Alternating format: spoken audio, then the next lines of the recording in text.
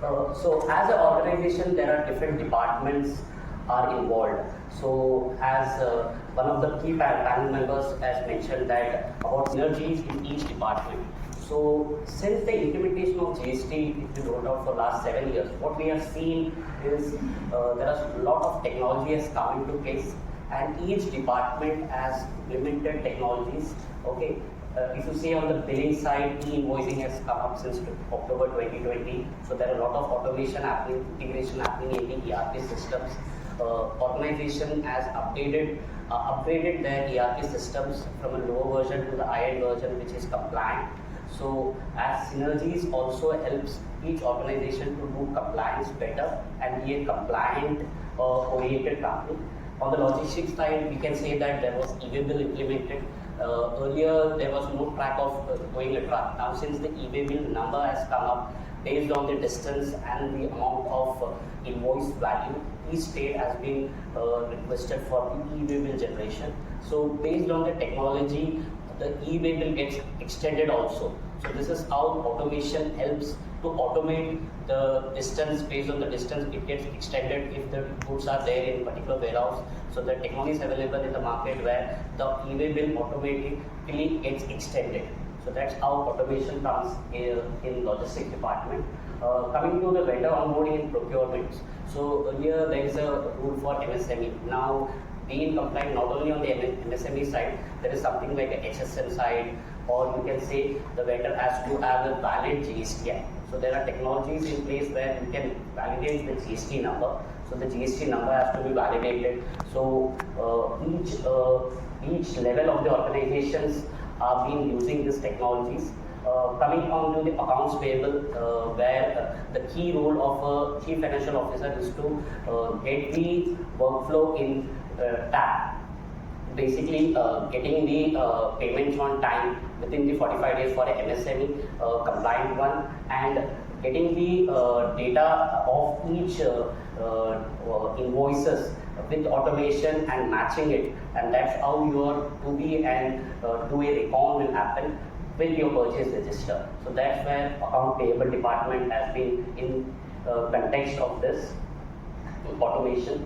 So these are few challenges faced by companies which I have already covered, but there are something which due to introduction of technology in the organizations, things are moved ahead, and today's companies are very much well equipped with such issues which they are currently facing. Many of them are still facing it. So over the last 7 years of my sales journey at IRIS GST, what I have seen that many companies are facing such challenges still. People are upgraded from Excel to ERP, from smaller ERP to the bigger ERPs. Even there are automations available with AI and ML technologies to getting implemented nowadays. So this is just a quick intro of what IRIS is. So IRIS is a listed company in the regulatory technology space. So basically we work in 52 countries in an XBRL domain, and in India we are a GST Suvidha provider over the last 7 years, and we are also a private IRP.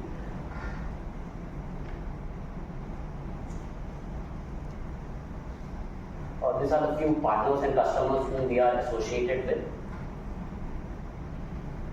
So coming to the technology part, what we have also done is we are providing a vendor profile. So profiling of your vendor is a must. So here's a case study where we have done for one of our clients.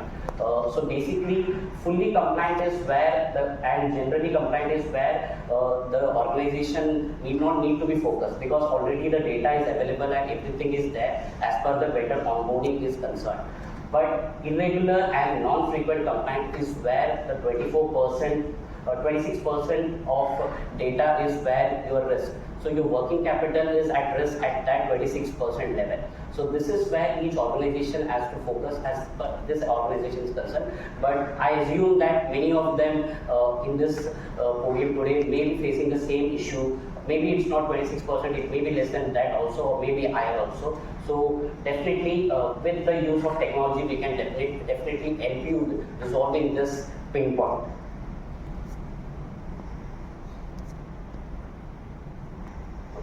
So next topic is automation on the purchase register side.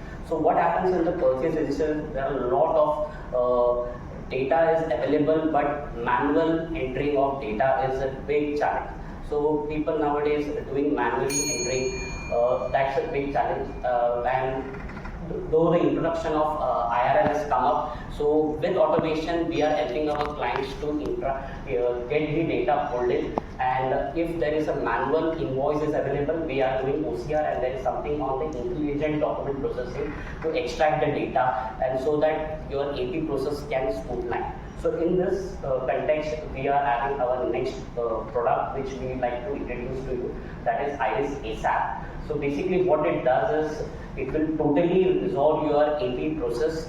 It will having around more than 50 validations, where user can choose around 20 validations which is required for them, or whatever number they deem fit to. So there is something like, there are a lot of accurate ITC concern, ITC getting the ITC accurately. So that's the major pain point for a particular CFO. Or efficiency in process, as in the earlier panel discussion where the synergy is missing. So if the process of two departments where synergy is missing, so the efficiency is the question where it has to be challenged. So what I believe and we believe is, to tackle this, automation is very much required, and technology is where this will help you. And this is where Iris can improve the liquidity part of the organization as well. So these are the key features of ASAP. So basically it is ERP agnostic, whether it is SAP, SAP any version, Oracle or Microsoft Navision. Okay, so it is very much and the configurable workflow. The workflow controls will be in such lines like, if a CFO wants to control an invoice of more than 50 lakhs, so that control is approved by him only. Or at a 10 lakh level, it can be approved at the IDT level. So all those controls can be available. The system also handles non-PO and PO scenarios. There is a three-way reconciliation with your GRN, with your e-invoice, and with the hard copy or a scan copy of invoice. The three-way reconciliation is available. Further, there are a lot of MIS reports. So another topic which I need to cover is on the litigation side. So since the automation is not available nowadays, so what's happening is there are a lot of notices coming in. The notices are of the past. The challenges faced by the organization is that one is, the person who handled at the past is no longer available now, or the data is not available now because it was maintained in XYZ ERP, or it is still maintained in Excel.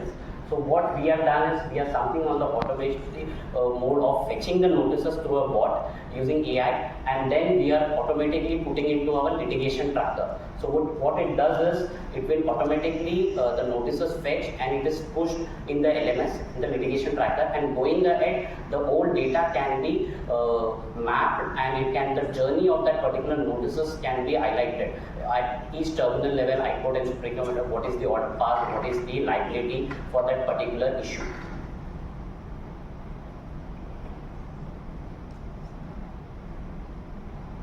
So these are the key features what the solution offers.